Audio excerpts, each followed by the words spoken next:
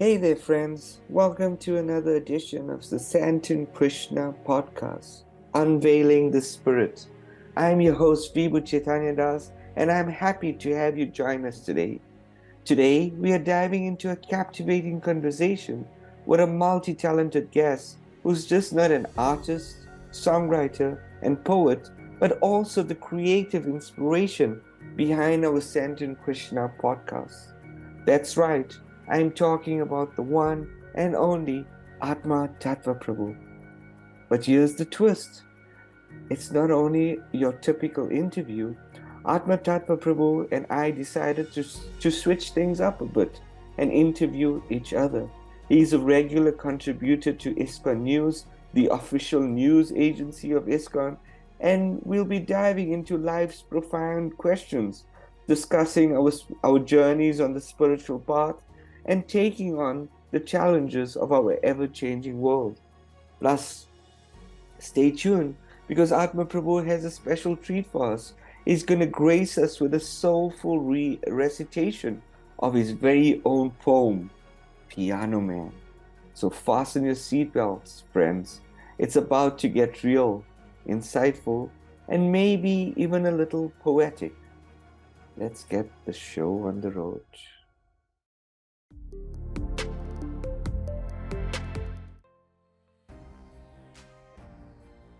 This is Attva Tattva for ISKCON News, and today I have the pleasure of interviewing His Grace Vibhu Caitanya Prabhu, who has a very impressive service history in ISKCON South Africa.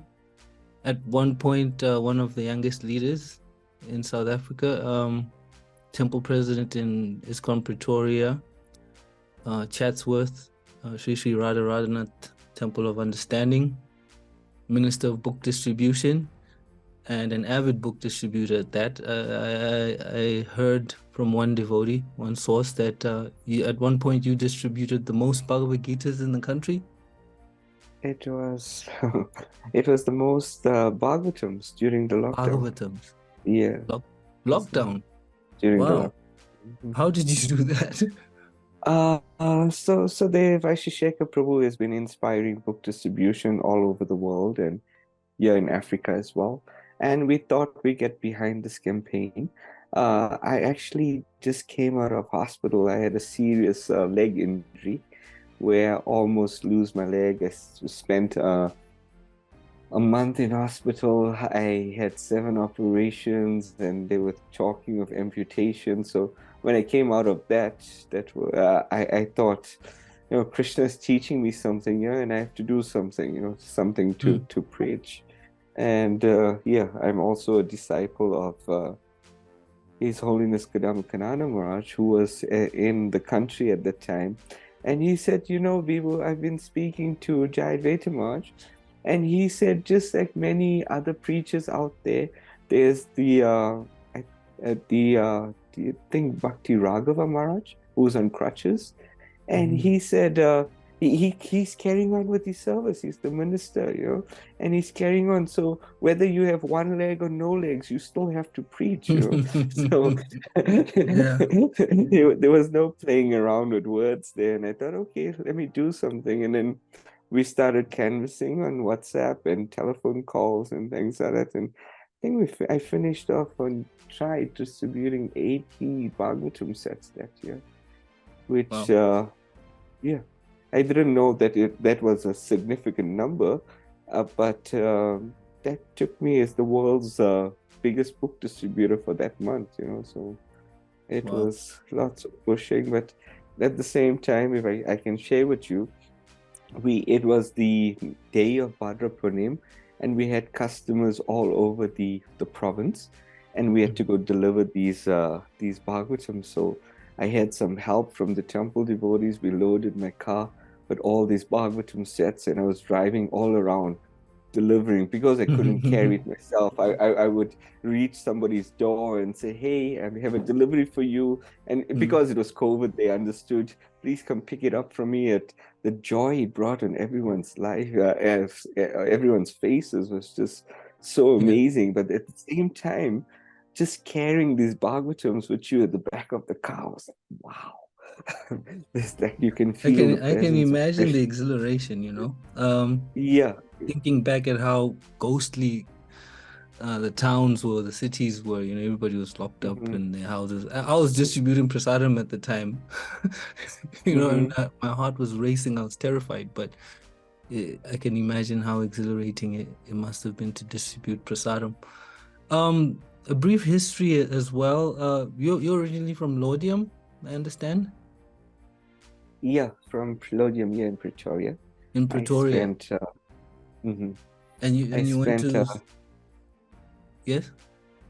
I spent a short time there, but now that, given my age, I spent more time in an ashram than at home. So At I'm home, yes. happy I was about that. just about to get to, and then you were in university, and you Mhm. joined the ashram in Pretoria. That's right. Oh, I okay. spent a few months, almost a year in India, and then from there I came back to ISKCON Pretoria, where I got the fortune of meeting you later on down the line. You and your good wife Manukanya was already there, so it was really an enlivening time. It was a special center, a center situated with all these embassies. And outside our temple, we had the embassy of the spiritual world, so that's what we try to represent, the spiritual world. And the kirtans from that place and the prasadam especially came directly from the spiritual world. It was just out of this world, and it started attracting all these preachers from all around the world, just wanting to come to the spiritual oasis to experience this ISKCON Pretoria, which is quite wonderful as well. Yes, ISKCON Pretoria was amazing at that time, particularly with the schools and the universities and the youth. It's basically a youth hub, Hatfield. That's right. On that note, being that you've experienced that kind of poiki in the local tongue of multiple cultures, variety of infusions of expressions in terms of personalities coming into contact with Krishna consciousness. And now the podcast, which I find you'd have to be a person who's very rich in conversation and rich in your heritage as well and experiences. Could you tell me or tell us about how this podcast came? Well, it comes from some social media influence, but there was also someone very dear to me, a very dear devotee to me, who always told me that the West, especially America and Europe, Australia also, are a few years ahead of South Africa. So he would always say that, yes, they're a few years ahead, and South Africa lags behind, And by the time the trend comes, the rest of the world, it's died down, but it still starts up in South Africa. So wherever you go, you say, they catch my podcast on Apple Music, on Spotify, or the iHeart app, or wherever you get your podcast, And then I started researching, and I saw that it means so much to South Africans as well. They're listening to mindfulness apps. They're listening to all sorts of. They're trying to gather all sorts of tools to navigate through life. So I thought, why not try something for spirituality? Why not try something for Krishna consciousness? And you were staying in Sandton for some time, Attva Prabhu. You had your own radio station.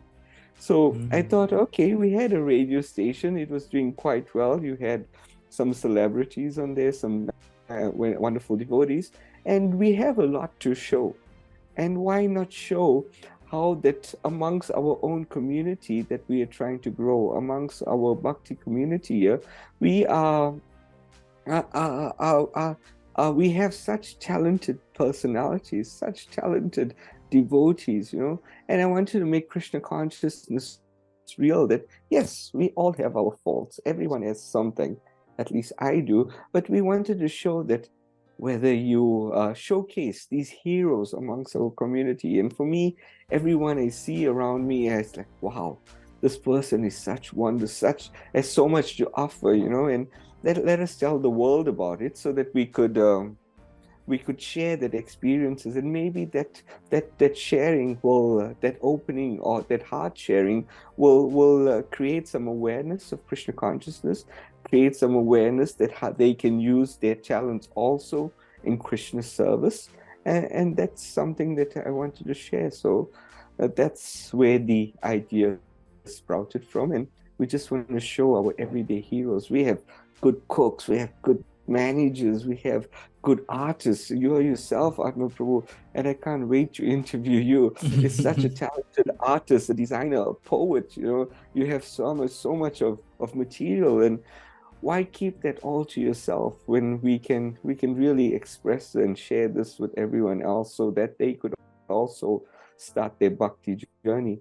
And bhakti or this Krishna consciousness may be like not relevant to people.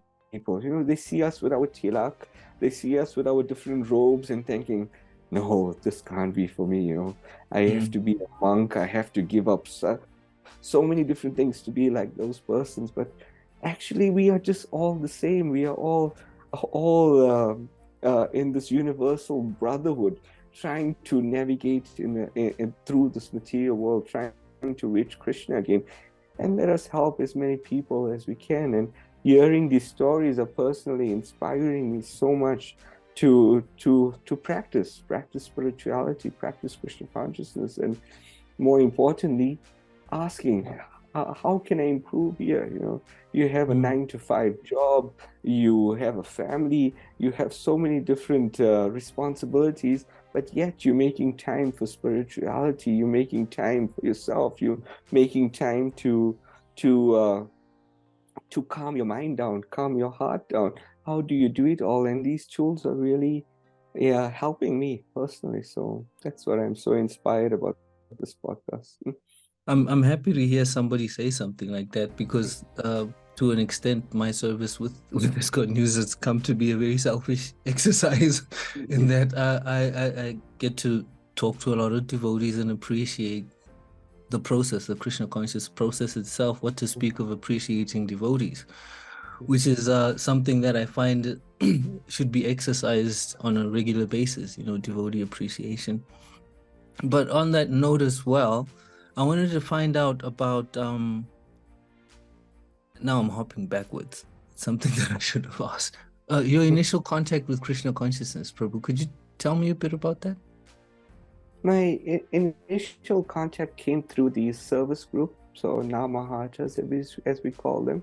We had, initially, Srila Prabhupada came to Lodium, the place where I was born in 1975. And he planted some seeds. From there, we had some devotees come, and on a regular basis, devotees in Johannesburg and Pretoria were passing through there. We also had a center at one stage there, and these devotees were very inspiring. Many tent campaigns were going on as well. So many festivals around the Krishna conscious community, and then I was afraid. I'll tell you the truth. I was afraid to the extent I was in my grandparents' house one day, and it just so happened that I was spending some time with them, and they said, actually, we have a service group coming today. So I thought, okay, y'all do your service, y'all do your prayer. I'm going to hide in the back room and carry on watching TV. But all of a sudden, I had this strong urge of thirst. And I tried fighting it, maybe go to the bathroom, get some water and run back. But then I thought, everyone's busy. I'll just go to the kitchen and get me a box of juice, this box of cereal juice. And as I sneaked into the kitchen, I took it out the fridge, I closed the door, and I turned around.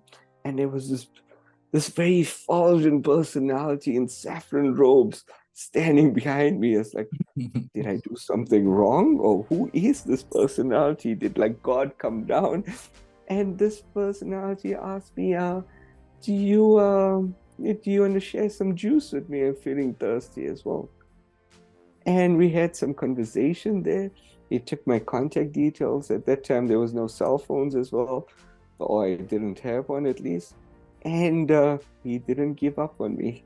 he kept on calling. He called me that Sunday. This was a Friday night. He called me that Sunday to say, hey, we have a program today. I said, I'm still in school. I don't have a car. I don't have transport. He said, I'll pick you up. And the following week, we're going to Durban for this big festival of chariots. Would you like to come? I have exams. I have, please come. And he never let go of me. And that was I guess that little kick I needed, that spiritual kick that just captivated me. And from that word go, they gave me responsibility. And so many years later, I'm trying to escape it, but Krishna just keeps kind of pulling me back. As much as I try to run away, he keeps on pulling me back. So the reason why I was reaching back to that is I'm trying to speak to the involvement of the Krishna Balaram youth group in the podcast. Mm-hmm. So I wanted to take you back to, possibly remembering what it was like to be, young and coming into contact with Krishna consciousness. Could you tell me a bit about what unique qualities or stories you have or you believe make their spiritual journeys compelling and relevant to the broader audience in their involvement with your podcast? Yeah, so we only did 2 at the moment, and we basically lining a podcast every week. For it takes a lot of preparation to get the devotees to commit. It also then takes preparation to produce it and do all the editing and things like that. So it takes some time. It's just not we pitching up here, having a conversation on the couch and Jai, that's it, you have the podcast, but it takes lots of time of preparation to speak to the devotees. The devotees are normally very nervous as well when they're speaking, but as they're getting through the conversation, you notice like, wow, these are some gems coming out. And this, for me also, Attva Tattva Prabhu, I'm a very introvert person. I'm a very shy person. And for me to come out, this is like really out of my comfort zone. But I'm trying to bring these gems out to help people. And as we're doing this, some amazing stories. We interviewed the Krishna Balaram youth group. And we all know that the youth are the future of this society. The youth are our future leaders. And we depending a lot on them. But we may be thinking that when it's youth, it's all just fun and games. Yes, they have a lot of fun activities. They go on hikes. They have lots of kirtan. They have a hangout session. But it's all in Krishna consciousness, which is so inspiring. And coming to hear of all the different people that are coming through these youth group programs, that people are first reluctant in the beginning, but once they get used to the devotees, they're ready to take up the spirituality. And then we also get into the conversation of spirituality can be difficult as well.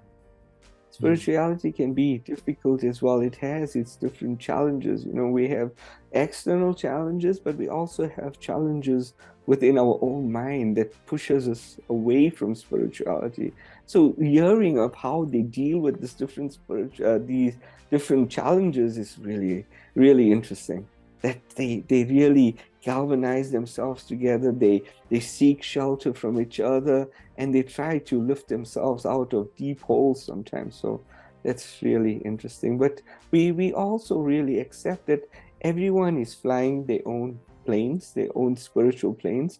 Everyone's at different levels or different altitudes, and it's not for us to judge anyone, but it's really up to us to assist people, to help each other, and that was so inspiring with the Krishna Balaram youth group of how they really deal with challenges and help each other. I think just listening to it speaks loads to the name of the podcast, Unveiling the Spirit. And as you're speaking about these various interactions on the podcast, I'm also leaning towards and seeing how it's connected to our next question, actually. Contemporary living in Bhakti Yoga, a blend, and it requires a mastery of a sort in terms of balancing.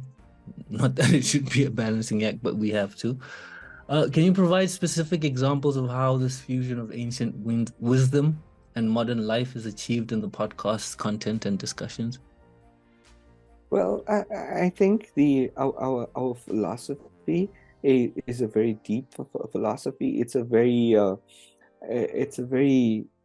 heart-opening philosophy as well, where one gets to clear all these the dust within the heart, through this process of bhakti yoga, through devotional service. And we may be thinking yet, wow, the Bhagavad Gita was spoken 5,000 years ago.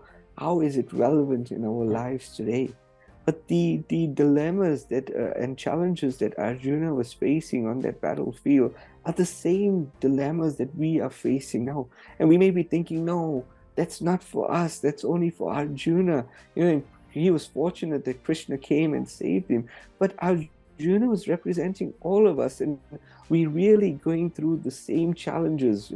Some are going through some serious. Every challenge is serious, but some are really in a space where you think that there's no help, and others, they might be thinking, oh, it's light. But everyone who's going through a challenge is going through something. But the wisdom of the Bhagavad Gita, the wisdom of the Bhagavatam, wisdom of different scriptures come through, and you think that, oh, we have some light, we have some hope. And if I can just assimilate what I'm learning now, if I can just start practicing and reflecting on how I can make these minor adjustments, then you'll see that, oh, life isn't so bad at all. Life isn't so bad at all. And this is so it's taking that and then bringing it into our lives on how we can, okay, let me make a tweak or two, and let's see what happens. Let me have my moment of full surrender and see what Krishna wants. Let me become less attached to material possessions and become more attached to spiritual things, and let's see what happens into my life. The problem is, our number one lesson in life is that life is meant for lots of pleasure, and that's where we get it wrong. Because life ultimately is for transcendental knowledge. And if we figure that out, that life is for transcendental knowledge and how to use this knowledge, then you see life in a different perspective. So this is what we're trying to showcase as well. This point you've just made in closing is the second time it's the second time it's come to my line of vision today. I was watching another podcast earlier, more contemporary, more secular, discussion around African spiritual practices, which I came to realize that these traditional practices are actually based on karma kandik, kind of, if you were to go deeper into it. But yeah, and one of the lady who was there, she was saying, the problem with most African body people is that when they come, they want to do these rituals and all these things, but they fail to realize that the importance behind this whole thing is that life is meant for or cultivating higher knowledge or searching into that. Now, speaking towards the podcast itself, dialogue and speaking basically to people and going deeper, as it were, could you share how the podcast, especially considering the historical heritage of segregation in the country, in what ways can it promote unity and understanding? Yeah, so that's a really interesting question. And we're trying to portray that Krishna consciousness is not for a certain culture, it's not for a certain sect, it's not for a certain race, but Krishna consciousness is for everyone, And these are some of the challenges that we are facing in our society, And we had the Consul General of India visit us on Krishna Janmashtami, and it was really wonderful. When he came in, he saw this very diverse crowd, and he was so impressed. He didn't even know that this bhakti community was present in the Sandton area. He was totally amazed, but we thought that we should invite some dignity. But I was really honest with him to tell him that, yes, we have the highest philosophy, and the ABC of spiritual life is understanding that, yes, we are not this body, but we're coming through this movement, which Srila Prabhupada sometimes described as a hospital, and we are all patients in this hospital. Every one of us has some disease. I don't want to use the word, but something in this hospital, and we're coming for the cure. The cure is ultimately Krishna consciousness. It's through this meditation, it's through using our senses in Krishna's service. But as we're going through that, there's sometimes some disagreements with the other patients. There's sometimes some disagreements with the other devotees, because we all not seeing on the other level. And this is what I'm trying to portray to devotees, that we are all at different levels. But please don't think that we are purer than this person, or Bhakta A, or Bhakta B, or Bhakta C, or Bhakta D. We should be seeing ourselves lower as the lowest form. And just like our acharyas, our teachers have taught us. But at the same time, how are we going to help each other come up with this universal principle of unity and diversity in Krishna consciousness? How are we going to show the world real social cohesion? That yes, we can come from different backgrounds. We are all at our different spaces, but at the end, we are trying to purify ourselves. We're trying to do some devotional service. We're trying to spread devotional service in the form of chanting Hare Krishna as well to others, so that they can also get the medicine and help each other go back home to Godhead.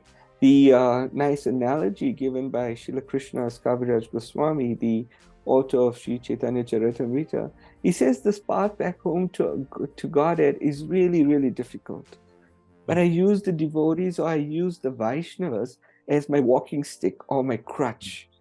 And I lean on them to try to go back home together, because we can't do it alone. So this is what we're trying to do. We all connected through this process, and we're trying to help each other and make each other understand our different positions to try to go back home to God together. So that's very beautiful, Prabhu. I'm just thinking about the point you made about how South Africa is lagging behind. Actually, I think it's the time gap is about 10 years behind. Actually, Africa is 10 years behind, technologically speaking, and trend-wise, obviously everything follows technology in the material world. But on that as well, being 10 years behind, we're also fashionably early to the party, as it were. When everybody's already dancing and you walk in your tuxedo and everybody turns and looks, that's where we are. And I find that we have a wealth in the world's problems, that we've experienced a lot of the world's problems firsthand, and we have the opportunity to unpack. And the way to unpack is to be vulnerable and sensitive at the same time. But I think a lot can be done in terms of going deeper and sharing Krishna consciousness in that way. And our fifth question, as the temple president, what impact do you believe the podcast can have on the broader ISKCON South Africa community? And how do you envision it inspiring and engaging both current devotees and newcomers to Krishna consciousness? Well, I discussed this in the beginning, that yes, for new people or the spiritual seeker out there, if that spiritual seeker comes across this, we're hoping to say that, hey, this person from the Krishna Balaram youth group, for example, is an engineer. This person's a banker. This person is a housewife, and they are practicing the spirituality or some form of Krishna consciousness, and it's bringing them so much of joy. So how do I get involved with that? How do I get involved with this community? And this is what we're trying to, we're praying that it attracts other people to hear this, especially that spiritual seeker. But for the rest of the yatra of South Africa, I'm hoping that the leaders can showcase their various heroes amongst their community as well. And again, for me, there's so many heroes. There's so many heroes that we can learn from. We can help each other and grow in this process of Krishna consciousness. So I hope that this will inspire them. I believe that we've basically touched everything. I had like a set of 7 questions, and you've skillfully sliced through them in one swing. So I'll just ask, any closing statements, anything you'd like to share, a call to action perhaps? The call to action will just be that we pray that we can be some service to the devotees. When they're going on their morning walk, or they busy prepping their meals for the day, or they're at work and have some time, or at school and need a break. There's so much that we can tune into, right? So many material things to tune into. So tune into something spiritual, and I hope it just gives you a boost for the day, or boost for the week that you wanted. That yes, I can go and I can do this as well, And who knows, sooner or later you'll also be on the podcast sharing your heart with everyone else. So that's what we're hoping it inspires. Like, I believe in the early days of our movement, when Prabhupada started the Sunday programs, or the Sunday Love Feast programs, Prabhupada was cooking these 15 preparations, and devotees were so satisfied with the prasadam that they would stash prasadam, not for Monday, not for Tuesday, but they would stash it right until Wednesday, because Wednesday was the next program. So it gave them, they had enough of prasad for the entire week, and then Wednesday they would stash until Sunday again. So we're hoping we could give you some prasad as well, giving you some prasad that you can stash away within your heart for, and it stirs some action there to do some devotional service, or stir some action that yes, let me get serious about spirituality. So this is ultimately, we're taking devotee association into the new age now. We're using all these different platforms to spread Krishna consciousness and inspire Krishna consciousness. So that's basically what we're trying to do. Thank you very much, Prabhu, for your time. I just wanted to ask, the podcast is available on which streaming platforms?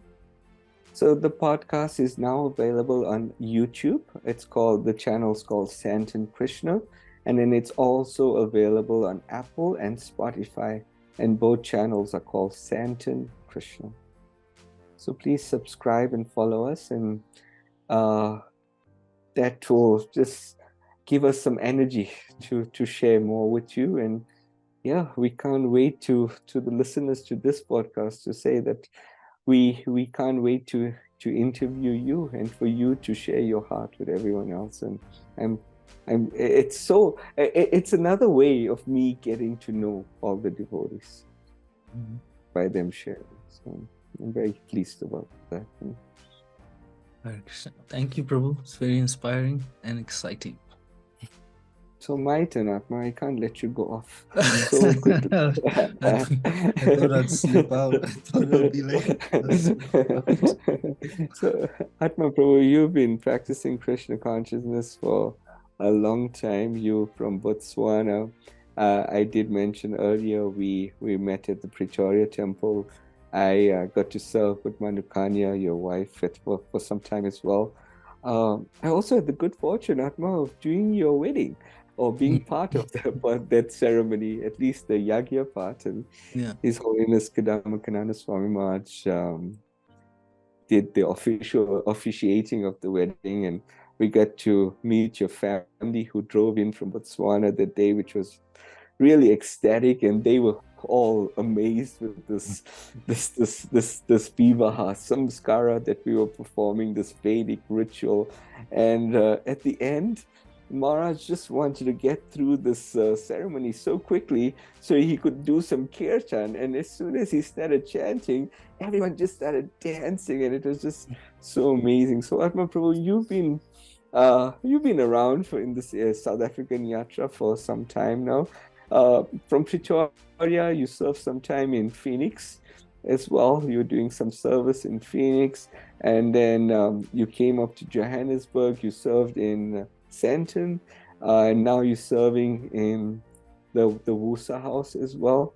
You also doing this other service of this ISKCON News service as well. Tell us what type of service you're involved in at the moment and what you were up to previously. Where to start? I've been involved in quite a little. I would have loved to be involved in more, actually. Yes, I came into contact with Krishna consciousness in Mafikeng, and then I came down to Pretoria. And then Pretoria, I went to Lenasia. I stayed there for about a year. And then from Lens, I went back to Botswana. And from Botswana, came back into South Africa and went to Phoenix. And then Phoenix, I was helping with graphic design, social media management, and other extra multimedia activities. And then we came up to Sandton. I came up to start the radio station for ISKCON Sandton. It was an initiative and project that was spearheaded by Her Grace Radhika Mataji. She had an idea, I believe, in discussion with His Grace Nanda Kumar Prabhu around having a community radio station, a devotee-centered community radio station. So actually, she was very, very slick and skillful in luring us up to Sandton. I remember I had a brief conversation with her while in Durban, and she was just asking me, like, what do you know about radio stations and this and this? And I was just running my mouth, because I did a bit of broadcasting in university. And unbeknownst to me, there was this in the pipeline. And then, it just so happened we moved up to Sandton, and I took that up. Wow. And you are a very talented artist, Atma Prabhu.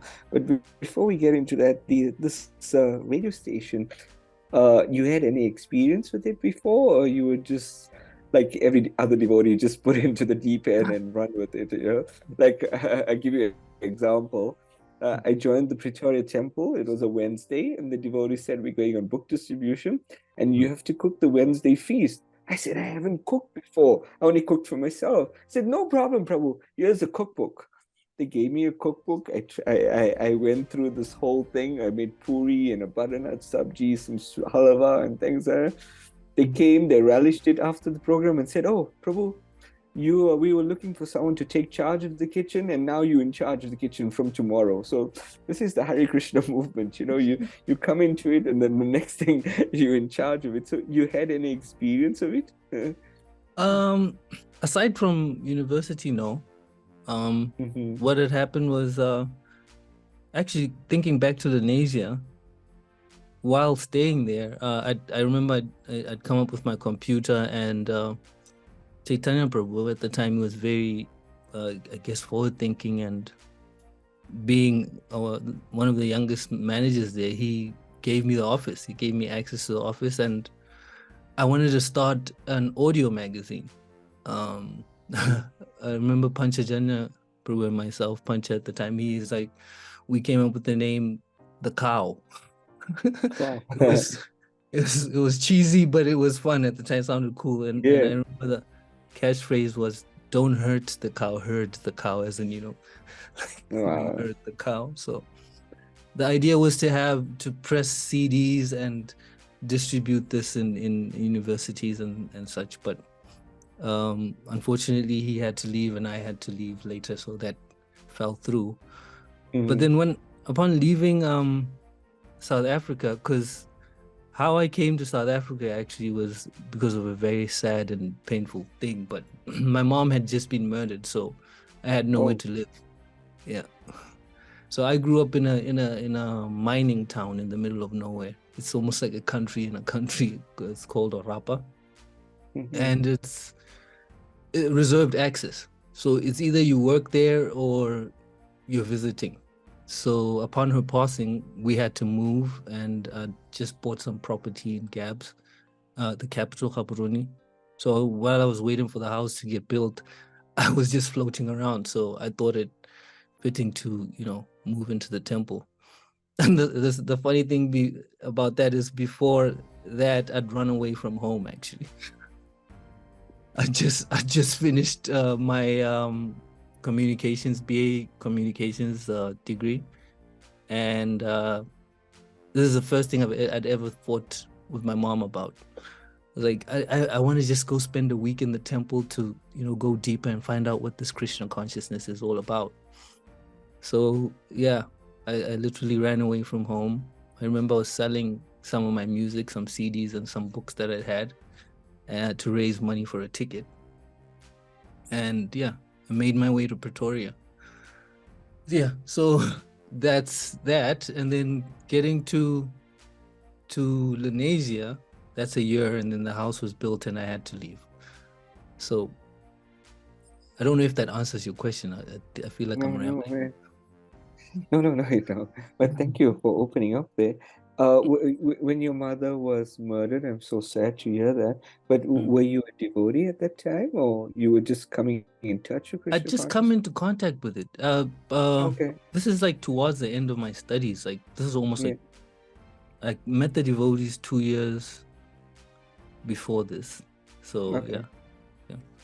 And then how did Krishna consciousness help you through that grieving process and getting an understanding of what was really going on? But when it happens in the moment, it's really tough, right? You have no idea. You've been thrown into the ocean, and the waves are tossing you from one end to the other.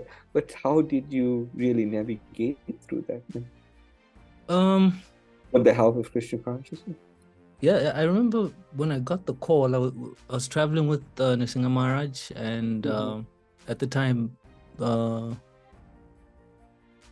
Jagat Guru Prabhu. We were at Savisachi Prabhu's mom's house, 5 o'clock in the morning. I got a call, and immediately I knew, before they even said anything, I knew that she'd left. So I was numb, but my hand was in my bead bag.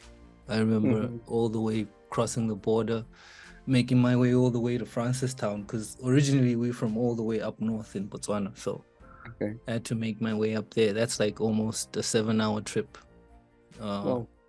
Yeah. So anyway, all the way up there, I was just chanting like mad.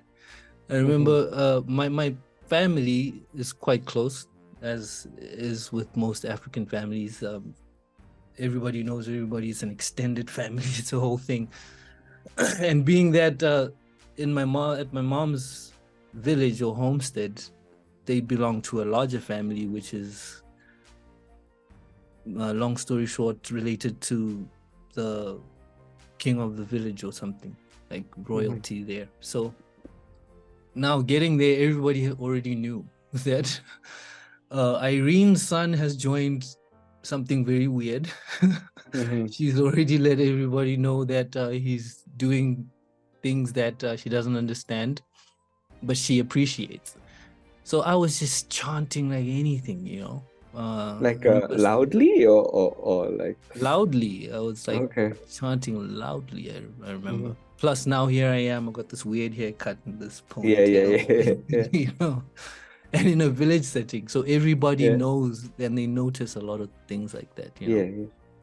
So all the way through, I was just chanting. But surprisingly, they really appreciated it.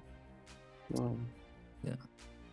So it's interesting how Krishna comes in our lives at the right time, just to guide us through this process. And we all come. We know we come into this material world. We have a little bit of independence, and we, in the beginning, before we meet spirituality, before we meet Krishna consciousness, we try to run away from it a little, to dive into the material side. But Krishna just knows, as much as we're trying to ignore him, he just knows when to come into to be that shelter, to be that guide. And it comes back to that question you asked earlier, how does this ancient wisdom really work in our lives now? It's that Krishna he's very personal, right? He's very personal, and his ultimate goal is for us to come back home to him. So it's a real loss, and it doesn't we can't get over your mother in just one or few days or few weeks. It will take a lifetime as well. But Krishna just he pampers us a little, to say that, oh, it's okay, I'm here for you, So that's really interesting. So thank you so much for sharing that. And this is another reason we trying to start up this podcast, is for us to share. Otherwise everyone just has this Haribol relationship. We come to the temple and, hey, Haribol, how are you? Hey, Haribol, see you next week. But we don't really get to value each other. We don't get to feed off each other and help each other to go back home to God. So thank you for sharing that, Prabhu. And coming back to the radio station, so you got a whole setup going and things like that, but who were your guests, and what were you trying to achieve then, and what was your reach at that time? The 108 Live radio platform, upon getting there, I was hoping that, or how I designed the programming was that we'd have slots in that 1 hour slots, and I was hoping to have devotees hosting various shows. So now coming into Sandton, it was a very eclectic and very broad community. Sandton had its hands in the local spiritual market, as it were, where you'd have tarot card readers, crystal ball people, the whole flower community. So we had a market at one point, I recall, and the radio station was one of the features on the market day. And I was interviewing various personalities who had tables at that market, and surprisingly, those personalities were more interested in the radio station than the devotees. So I was like, and at that point I was like now kind of running out of steam in terms of selling the idea to devotees, because devotees are like really shy and guarded. So I had to really do a lot of selling. So. and I'm telling you the same thing with the podcast, that we go through the recordings, but then as we going through the interview, rather, it gets more exciting towards the end when it's time to wrap up, because then they're really opening up. In the beginning, it's all reserved, but to get them to warm up, Yeah, I mean the excitement was there. The excitement was there. Yeah. Every time, whoever I spoke to, oh wow, this is so great, and I have this idea, and I'm like, yes, please come. And then they shy away at the end, But luckily, because of the students, or I just recently gotten involved in the university preaching. I think VITS at the time didn't have anybody, so Manu and I got attached to VITS. So I decided what I'm going to do is I'm going to bring in BYS VITS, the students, and have it as sort of like a skills share, and have the students also document their experiences through the radio station. So that kind of balanced it. And then what happened was, the outside community was more interested, and it made it a bit difficult actually to balance the initiative Krishna consciously, because everybody wanted to push their own agenda, and I had to be in the space. So half the time, I had to debate and do that in the space. But then I remember Mishalan and Grayton and Kishori Radhe, they took up a slot. I think it was the Inquisition. Yeah, they called their slot the Inquisition. And they had some really interesting session. The radio station itself was built on a chassis, a radio.co chassis, which is kind of like an online broadcaster while we were working towards getting a license, which is like really, really difficult to get. So it's not so straightforward, a license for because depending the amount of radio stations that pop up, you would think, oh, this must be simple, you know. Yeah, that's another thing. To You set have up. to know somebody. Yeah. You have to know Oh, somebody, okay, and you have to have, you know, a nice pocket. So a nice deep pocket. So yeah, that's another thing. But community radio stations, they have different categories though, that make it a little easier depending on what category. Commercial radio is super difficult. It's not very easy to break into. Yeah. And were you getting some sponsorships for this? I mean, advertising space and things like that, or was it just? It was that was still, yeah, that was what we were working towards while we were running on radio.co. Our national communications officer at the time, Nanda Prabhu, he sponsored a whole year, which was very powerful and something that I really appreciated because it held the radio station together. But unfortunately, soon after that, then tragedy hit and we had to shut down. Attva Prabhu, you have some experience in this radio station. Is there anything you want to share with me as a young and upcoming new podcaster, that some experience or something to look forward to? I wouldn't know what to say.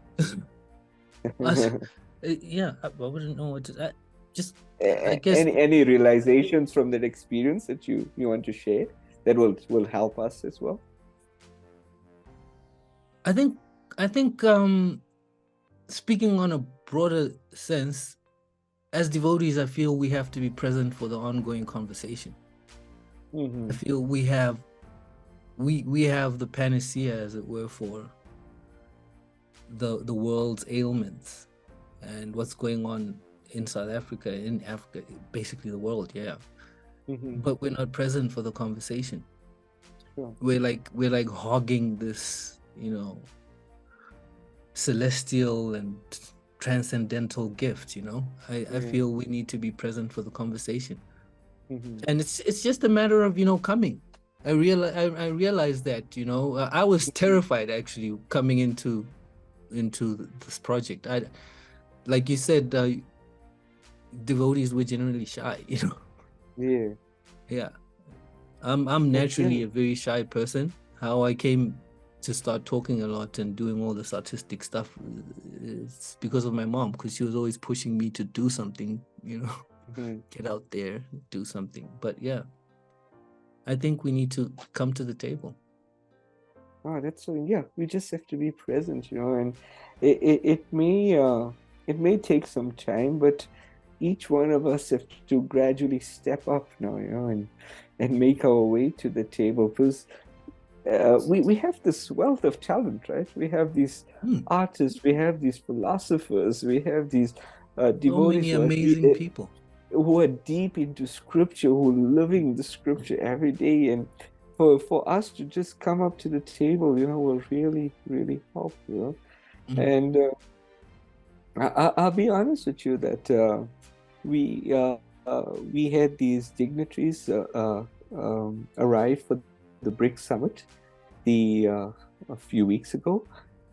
Leaders from all around the world were coming, and I was thinking that why aren't the Hare Krishnas on the tarmac to welcome a personality? You know, we have the diversity, we have the culture, and we have the musical talent as well, and the performers as well, to put on a show, you know, to welcome you. But not only welcoming you, we're going to give you something so much more joyful and so much more real, which is Krishna's holy name, you know, and that's what we do for a living. But nobody even thought about us, you know. And then we had the Prime Minister of India who was arriving, and everyone around the country, from Cape Town to Durban to a small little town in Ladysmith, they were all getting personal invitations to come and meet the Prime Minister. after. And here we are as the Hare Krishna movement.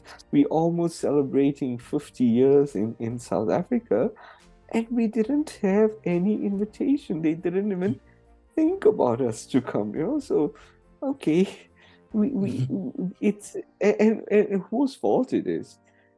It's not the Indian embassy's fault, but it's rather our own fault where we are just not coming to the table. So this is why we started working and we started appearing. Okay, let's try to start low, and no disrespect to any of these dignitaries, but okay, let's start with our ward councillor in the area. Let's start with the MEC of sports and culture. Let's start with the consul general, to show them that here's the medicine, Here's the medicine. So please help us spread this medicine to everyone. So this is where it came in. And just having this desire was another big thing, because afterwards one of our devotees got invited to the ANC's manifesto in Soweto to do the opening prayer. So he gave the opening prayer from the Bhagavad Gita.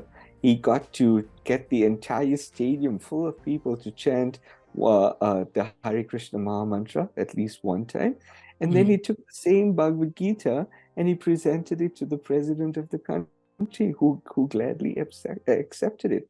Now, if you read, that's okay. But Prabhupada would always say, what will our 2 minutes preaching do? Simply put the book in the person's hand and he will do the rest. Prabhupada will do the rest, So we're hoping it will inspire something. So these little things we're trying to inspire. Yes, we are trying to inspire the leaders of the society, but we also have to inspire both ways. We have to inspire the people on the ground as well to at least think about Krishna consciousness. So that's our goal. So I'm sorry, this is your interview, Atma. I'm supposed to be asking the question, but let's speak about Atma, the artist, And I'll tell you, I'm a hopeless musician. I'm a hopeless singer. That when my spiritual master was asking to record CDs, he would say, "Okay, Vibhu, you sit right at the back. You just can't do it.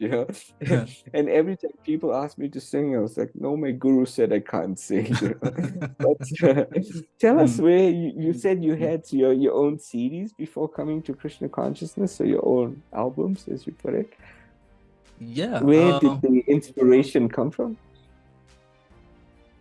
I guess my dad. My dad was a rock and roll fan, music fan actually. Yeah, played guitar. He was part of a band called Mass Media. He was one of the foremen at the mine, and he too died a very hectic death. He got squashed from the waist down by one of these huge, I don't know how heavy those trucks are, 500 ton or something. But anyway, my earliest memory of meeting the mic, as it were, was with a radio that he'd bought, a sound system that he'd bought, and he'd encouraged myself, my brother, and my younger sister to record ourselves telling stories. So that kind of fascinated me, like this whole thing of recording, and how as the years went after his passing, I could still hear him on those tapes. And then the music as well. Now going through his collection of LPs and all of that. And at primary level, I was engaged in a lot of theater there as well. We had a very established music center there as well, and a very passionate teacher. So I fortunately I had that kind of experience with musical instruments and music and theater and all of that. And as the years went on, particularly after his passing, I kind of got caught in a kind of perpetual stage fright, as it were. And that's why when my mom encouraged me to, engage in more in activities that put me out there more. Plus, I was a very sickly child, so I'd spend a lot of time in the house, just sketching, making things with my hands, and listening to audiobooks, things like that, playing some instruments, even though I didn't know what I was doing. But I guess that's where it came from. And then as I grew a little older, now high school, I met a lot of young people who at the time, with the popular culture of that era, were participating in a lot of talent shows. And I guess they'd lost a couple of members or something. And then a friend of mine, I don't even remember how I met him, he was like, this guy likes poetry, so maybe he could become one of our group members and rap with us. So yeah, and then long story short, I started rapping with them. They'll come to my house, we'll record on the stereo. And then getting to university, I started getting more into poetry, and I was part of a collective called Pearl Moon. It was like poetry and a live band, and it was really fun. And now inspirations behind the poetry was the Black Arts Liberation Movement, where the conversation, or the foundational conversation, was, what does it mean to be human? You know? So most of the poetry I was writing was in that kind of, feel and realm of thought. So now you can imagine coming into contact with Krishna consciousness, my mind was blown, to say the least. I was like, here's the answer to everything. Actually, come to think of it, before meeting the devotees, I'd met Prabhupada's name before that, Where? How? A friend of mine who was in UCT, she I think she'd met the devotees, but when she came back home, she for some reason kept on saying this long name, and I was like, what's that? And then she wouldn't explain, or she wouldn't share anything deeper than that. But then it caught on to me, or I caught on to it, and I kept on saying it as well. I remember my mom asking me, what does that mean? And I didn't even know. I kept on just repeating A.C. Bhaktivedanta Swami Prabhupada because it sounded so cool and long, Yeah. So yeah. Did you see that you knew the name, but you gotta put a face to the name? No. I remember seeing it for the first time on his books. I was like, wow. Yeah. Like, wow, this is something. Just see how Prabhupada's name is just so purifying as well. That's what we appreciate. So Atma Prabhu, we don't want to take so much of time, and we have to do this again soon. But please give us a poem. Oh no. Anything that comes to mind,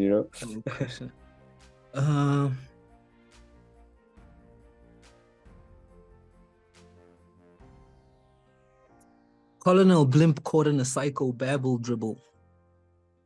A pontificant villain's monologue fuddled just before you died defeated. Became a phantom frozen in the imagery of a form that had you startled by the sound of your mind while struggling to overcome your warped addictions in selected whiles, though pushing stiff against the storm of many afflictions so you may serve. This is somewhat... Then it disappears.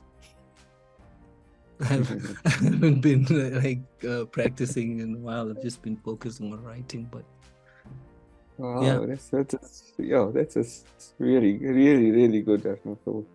Wow. What can we entitle that? It's actually titled Piano Man. It has a very Piano Man. Yeah. I got the title from